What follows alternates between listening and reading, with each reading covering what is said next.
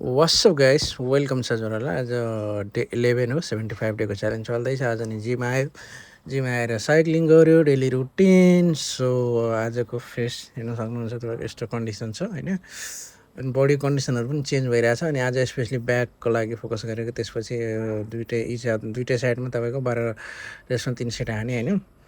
अनि बडीमा के लाग्छ तपाईँहरूलाई केही चेन्जिङ?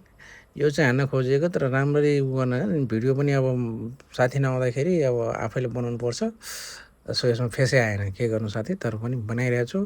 तपाईँहरूले पनि सजेसन गर्नु होला के कस्तो छैन। अब के मलाई एक्सर्साइजमा अथवा भिडियो सिडियोमा यताउति कोही जान्ने बुझ्ने मान्छे हुनुहुन्छ भने मलाई केही सजेसन दिन चाहनुहुन्छ भने भन्नु होला होइन। अनि मेरो चाहिँ आज चाहिँ तपाईँको ब्याक र बेली फ्याटको फोकस थियो। अब आजदेखि के छ भने नि तपाईँको डे बाई डे रुटिन अनुसार होइन गरिरहेको छु। सो 1 घन्टा 50देखि 60 मिनटसम्म जिम गर्छु, धेरै टाइम दिनु मिल्दैन। सो 1 घन्टा दिनु त्यही ठुलो कुरा हो, सबै कुरा म्यानेज गर्नुपर्छ। सो आज जिम गऱ्यो, जिम गरिसकेपछि रुमतिर लाग्यो गाइस। थ्याङ्क